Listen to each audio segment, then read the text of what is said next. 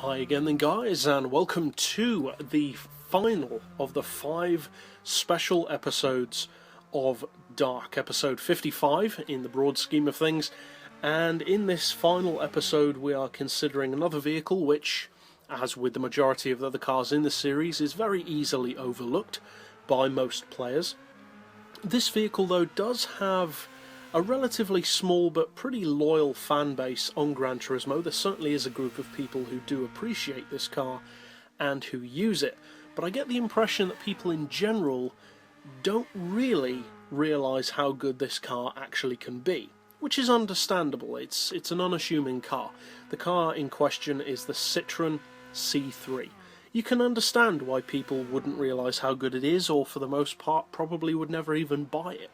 For a start, it's a Citroen, and Citroen has, yes, made good vehicles, but in general they're not exactly the first thing that comes to mind when you think of high-performance cars. In certain circumstances perhaps, but in general, not really. On top of that, this isn't really a performance model, it's just a small hatchback. It's not even a hot hatch, it's just a hatch. So, I mean, how good could it really be? Well, as it turns out, pretty amazing, actually. I'm not a huge fan of the Citroen C3, I'm not a huge fan of most small hot hatches, but I have to say this car is a fantastic sleeper and the perfect way to end these 5 special episodes of D.A.R.C, because this car is amazing. It's powered by a 1.6 litre engine, which you can turbocharge up to a seriously impressive 307 horsepower, which for such a tiny, unassuming looking car is seriously impressive. It also puts out 237 foot-pounds of torque, which is also really good for a car of its size and type. It only weighs unsurprisingly low 893 kilos, which, although isn't surprising because it is a small car, is still impressive nonetheless. It puts out close to 350 horsepower per tonne, which is excellent for a small hatchback, especially considering that, as we said, this is not a hot hatch, it's just a hatch. So the fact that it can actually outperform other small hot hatches, on paper at least, is a really good start, and a very promising one as well.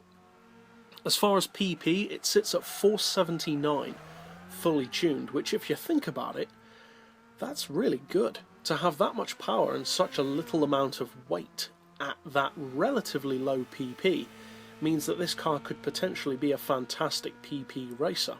And it is a fantastic PP racer at the 475 PP level and the 450 PP level especially.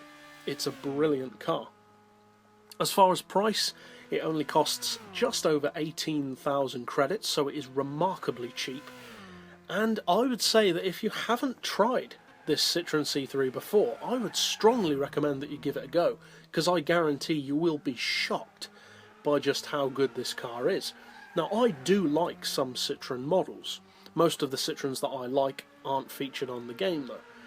This isn't one of them. To me, it's not a car that I would ever hate, but it's not a car I would love either. To me, it's kind of a nothing car. It's just a car. It's designed to get you from A to B, and that's about it. As it happens though, it actually makes a better performance car when tuned than many would-be, or what most people would consider to be, hot hatches.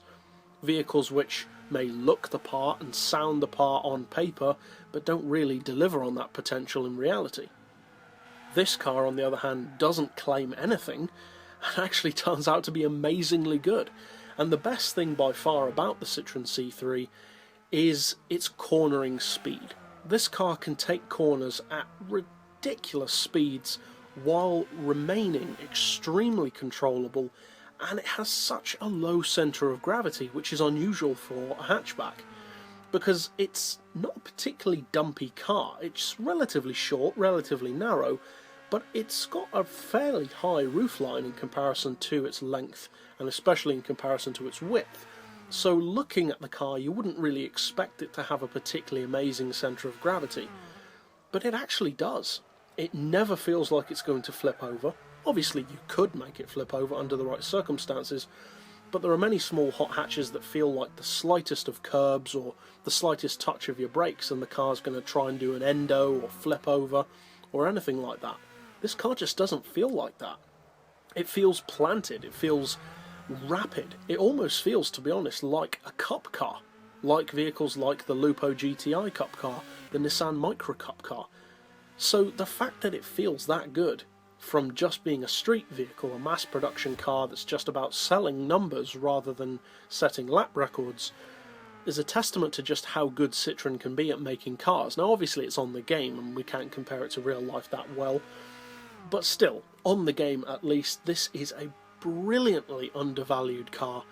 It is certainly a sleeper. Most sleepers are known for their straight line performance, which is understandable. They're mostly used as drag cars.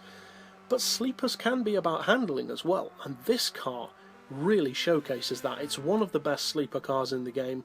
I would say it's possibly the second best sleeper hatchback in the game, second only to the Daihatsu Storia, which is my personal favourite, the Cross 4.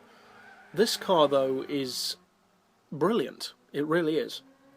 So, if you haven't tried the Citroen C3 before, and you're looking either for just a sleeper car in general, if you're just a fan of sleeper cars, or if potentially you are looking for a PP racer for anything between 425 up to say 475 PP, this is actually one of the best cars you can get for that PP level.